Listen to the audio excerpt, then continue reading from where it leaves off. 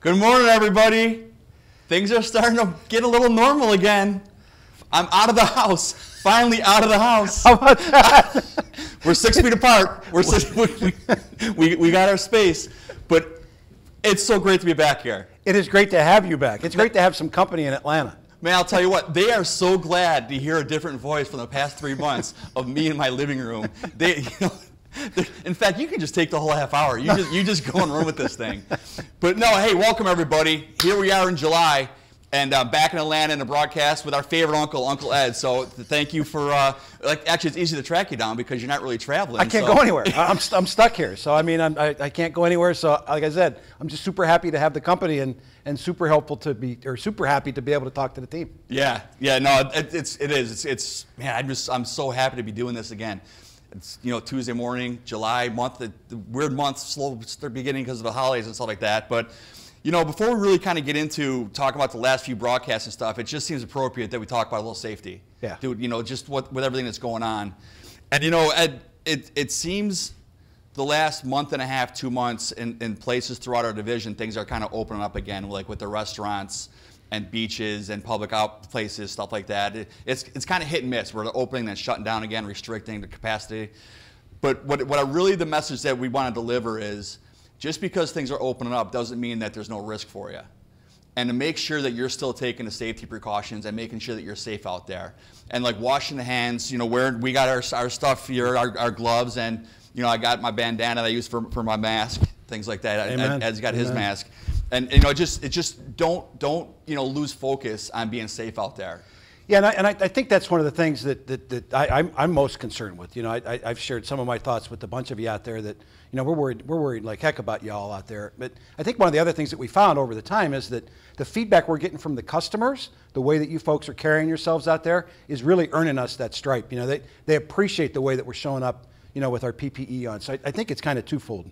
Number one, you're protecting yourself, you're doing the right thing, and like Tim said, things are still a bit crazy out there. So first and foremost, continue to be safe. Gloves, mask, sanitizer. Keep doing what you're doing. It's making an impact out there with our customers as well. So it's showing that true respect that you always do with them. Yeah, when the first broadcast I did through this was it April when I was in my house.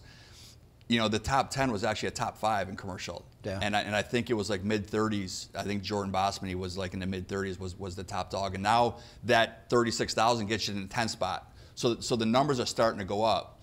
And so Jason, again, I just got to recognize you because the Boston commercial branch, every year we do this King of the Hill with the commercial branches. And Boston upset Metro out of Maryland. 2 out of 3 years that Metro's won it. And Boston took it this year, so congratulations. And obviously Jason was a huge driving force behind that with his $86,000. So does Boston get to raise the cup? Do you still have the cup? Yeah. They get to raise the cup. I'm going up there, I think, next week. And we got the big NED cup that they keep in the branch. We're going to have a little barbecue that we'll have a drive-by barbecue where all the route managers come by to pick up their food. And part of the deal this year was a dunk tank. So the branch managers and like Test J, stuff like that, as they drive by, they'll throw a couple balls, dunk those guys. I'll take videos and watch. I'm not getting in the tank because the water's going to be freezing. And hey, it is what it is. It's my game, my rules, Ed. So we're gonna have a good time with this thing. So that'll be all over the group meets out there. That's awesome. So Boston will get to raise the cup. Yeah. Because they're not going to raise the Stanley Cup as much as they think they might as soon as we start this hockey thing back up, because that cup's coming back to Pittsburgh, just so everybody knows. But I do hope that the Boston commercial, they all get on a duck boat and take the cup around the city. That would be cool. Maybe even have a couple beverages out of it. We'll leave that alone. Diet Cokes. Diet Cokes. So Ed, the last 3 broadcasts that I've done and what I've done, I know you've watched them, but we've had people that are doing some unique things, and people that are through this time kind of still doing a good job out there, and what they've been doing and what's making them successful.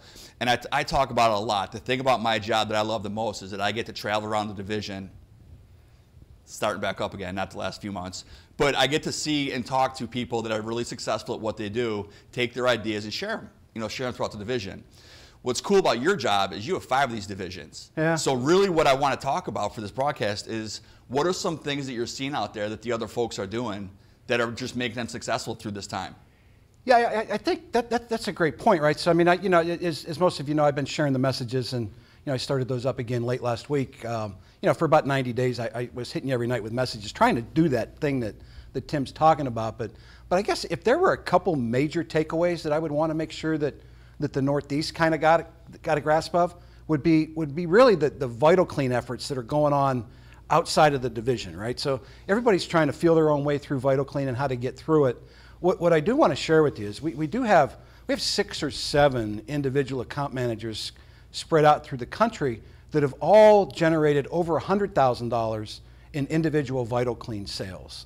Our Vital Clean sales through last Friday are somewhere around $4.7 million. And my ask of you, would you be getting your share? Just some of the experience, Tim, that some of the folks are having some real success. Lewis Baird, he kind of punched his ticket to President's Club with the he's got about $150,000 in Vital Clean sales. And these aren't all big ones. They're 10 here, 5 here, 6 here, 7 here. But what he's doing, he's splitting a lot of those sales like we do so frequently on the residential side with his technicians.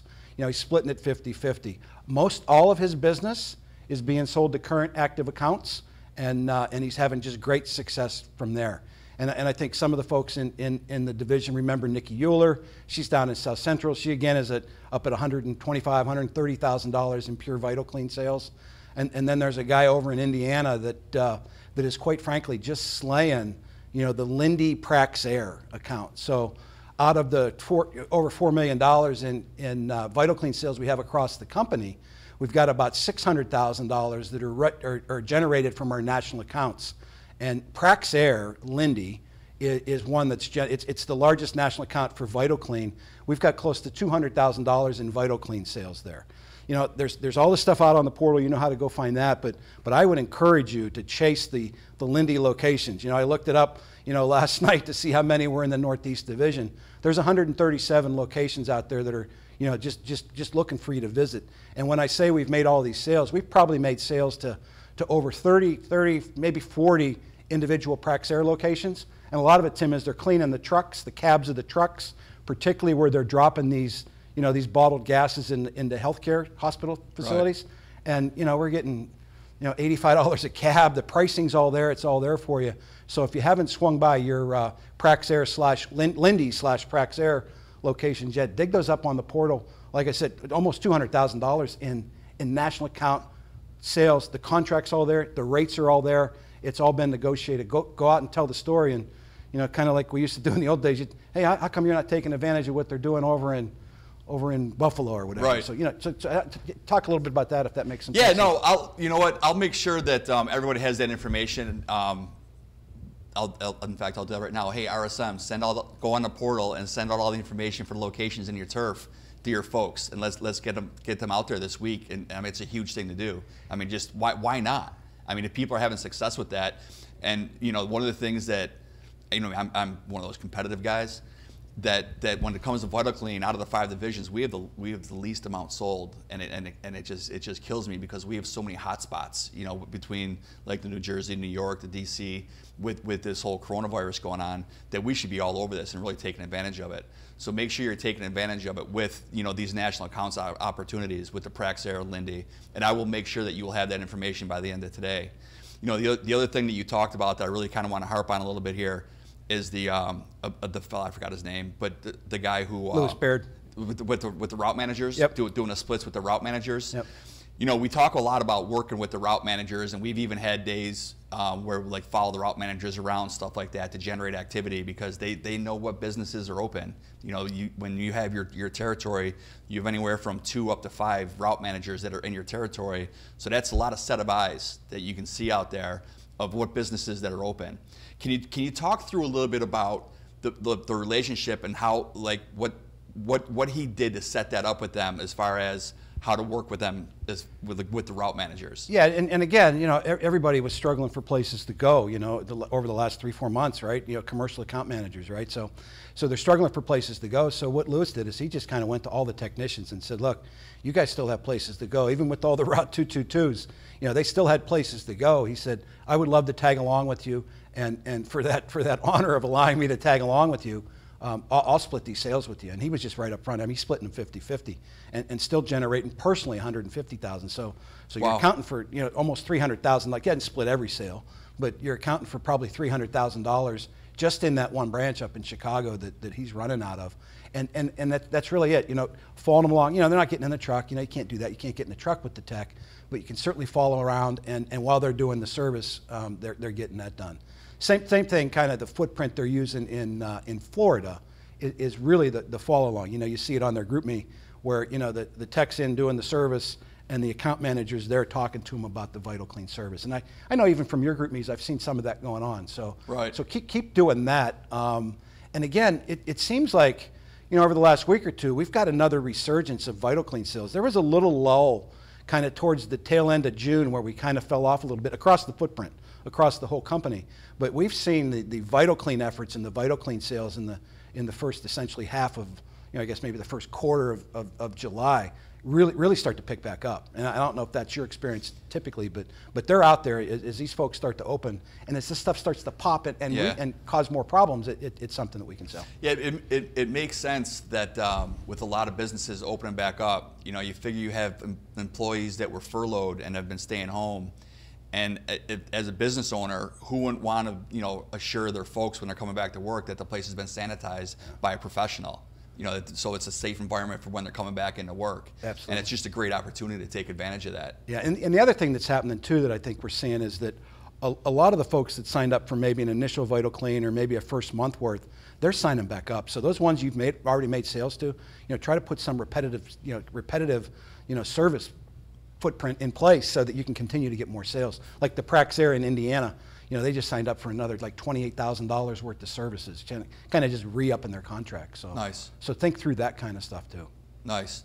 Yeah, we actually on one of the actually a couple of the broadcasts we talked about Patty up in North Jersey, that she had these things that she put together and handed out to her account managers, and you know that they would hand out. You know, generally she's one of our top folks with Vital Clean sales in our division, so that worked for her. But the thing that I love about what you're talking about is the split sale with them. And we've on the commercial side, we talk about it a little bit, but we're not really being about it, I don't think. Yeah. Like we do on the residential side, we have a lot of folks that go to President's Club that live off of referrals from their route managers because they do like 80-20 splits with them. And one of the things that it always kind of cracks me up is I hear, I don't want to split it, you know, lose any of my commissions. And you know, I don't know, I'm not that smart of a guy, but I do know that 80% or 50% of something is a lot better than 100% of nothing. You know, so when you're getting these referrals from the route managers, it just makes so much sense to be able to do these splits with them. Yeah, I mean, it's just money in the bank. I mean, you get that kind of relationship, and that's going to go way past the Vital Clean stuff too. Right. You know, you'll be able to sell small fly, large fly, all that kind of stuff down the road. But one of the other things that we're seeing with the Vital Clean sales is the folks leading, you know, with the signage, you know, walking in and having a sign prepared. I know that Nikki Euler's doing a lot of that. I know that Gary Dickinson's doing a lot of that. These are all folks that are hitting it pretty hard. They're walking into new accounts with the sign already printed up with Brady ink on it, you know, saying Vital Cleaned on this date as their lead, you know, versus even some of the, you know, I call it propaganda, the marketing propaganda, you know, just that sign itself printed up and sometimes even laminating them and just popping them in there and saying, what if we hung this in your front window, Tim? Talk about it. I mean, it's just an attention getter. Yeah. You know, because if you're following your route manager, they're doing the service, and you just walk right in with this sign to the business owner or decision maker, because the majority of them are there now because they can't afford not to be in their business now, so they're there, just walking right up. I mean, you just kind of hand it over, have your gloves on. Hey, safety, man, safety. Man. Laughing at me, it's safety.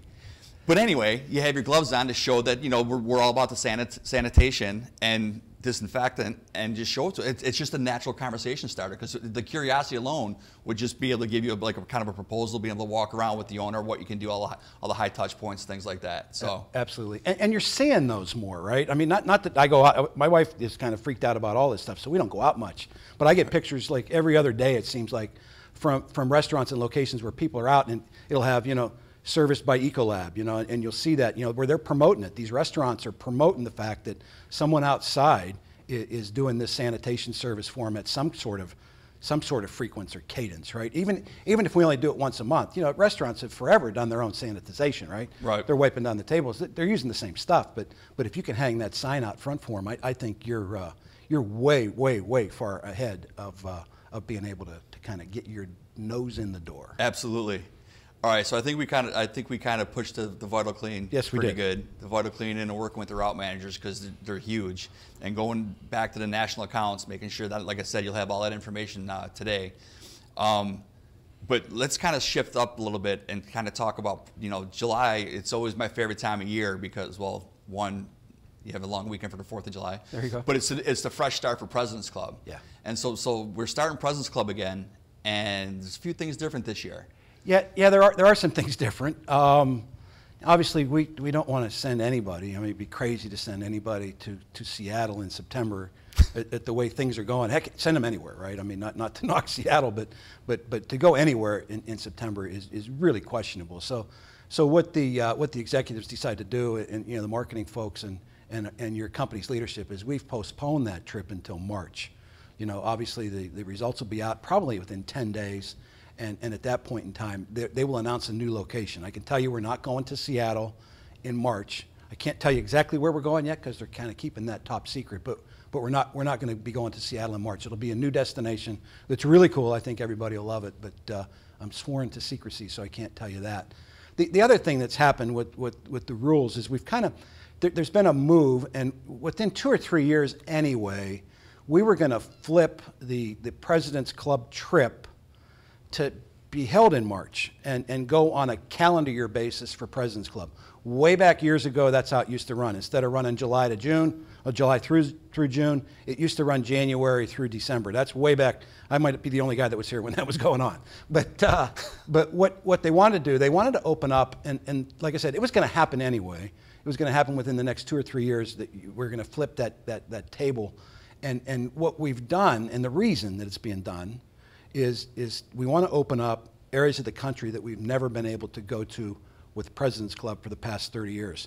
We're talking the Caribbean, we're talking Florida, we're talking about the southern part of our country, because you can't go there in September because of hurricane season, right?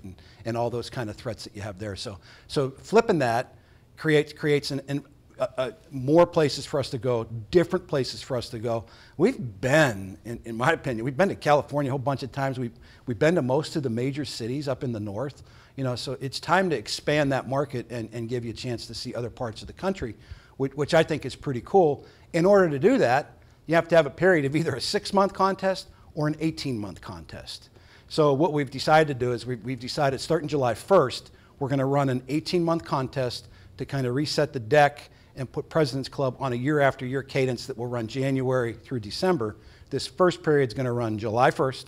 It's already started. It started 15 days ago, all the way through December of 2021, with that trip again being rewarded and taken in March. So I think that's cool. The rules aren't finalized just yet. You're going to have 18-month totals. There'll be a little bump in the number that you have to achieve to get there, and then it'll be 18 months worth of sales. So, right. So that'll be good. And I don't know, anything else you want to? So the 18-month is just this time. First time, this time, and then it's going to be calendar year. Yep, just reset Gotcha. the deck, and then we're on that cadence, until they make a change again. But yeah, I'm excited for it. I mean, it's tough running an 18-month contest. I'm not a huge fan of that, right? But I guess the COVID thing just forced our hand. Right. It was going to happen in 2 or 3 years, so it's kind of one of those things to where, like it has done a lot. Not going to the branches all the time. A lot of the changes that we're being forced into, which I think a lot of them are phenomenal. This is one that was coming anyway. We had to play the card earlier. That's right. No, that makes sense, and I just love the fact that it opens up the Southeast, because I'm a huge beach and palm tree guy. Yeah. So I think that I like that. I think that's really cool. So we just got to make sure that when the numbers come out next week, that you're on top of it, and making sure that every month, because it's a long contest, you want to come out with a bang. You don't want to be behind and make it up at the end, because it's a lot. The last few months can be really tough to make up with that. So yeah, when you think about that, when you're going to finish this contest in October, November, December, versus May, right, versus April, May, and June. The seasons can be somewhat a little bit different. Although that doesn't matter a whole lot on the commercial side, but you're not going to be able to throw up those 100,000. Well, maybe you are. Maybe Jason's going to throw up another 85,000 in July, right? Or in June, and finish it out. But just be mindful of that. But yeah, there's going to be a couple of sweeteners too that'll be announced, later in the month, for kind of like a halfway point to get there. So there's going to be some incentive to get out of the gates quick. If you end, I don't know all the details, but if you end the first 6 months at the top, there might be a little extra day or something like that in for it. Yeah, cool. So I got it before we sign off. We still got a few minutes left. You mentioned something that I want to kind of dig into. You talked. Hey, live TV, baby. I'm trying to think like what I said. Right? So. No, because we've had a lot of conversations about this. Yeah. You mentioned that during the last 3 months that there's been changes that we've had to adapt to that have been really good. Yeah. Especially I think for salespeople too. Touch on a couple of those. What you think? So the first thing that comes to mind for me, right? And I have been a huge proponent. I think it's crazy that y'all spend so much or have historically spent so much time in the branches. I think we're all independent adults. I think you're all very capable of selling. I can make phone calls from my house. I can make phone calls from my car.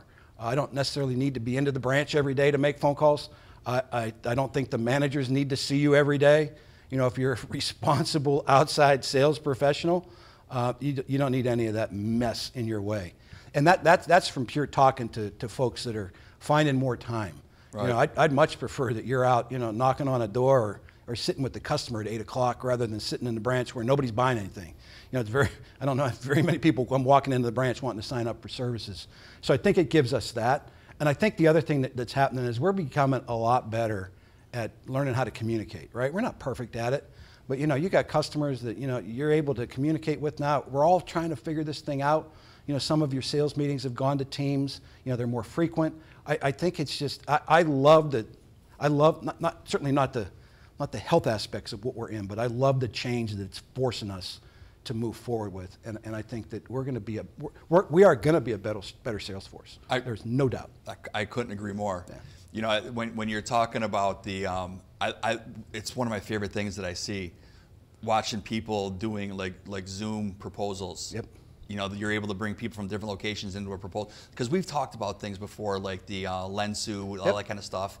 It caught on in pockets. Yep. But now that everybody is being kind of with forced.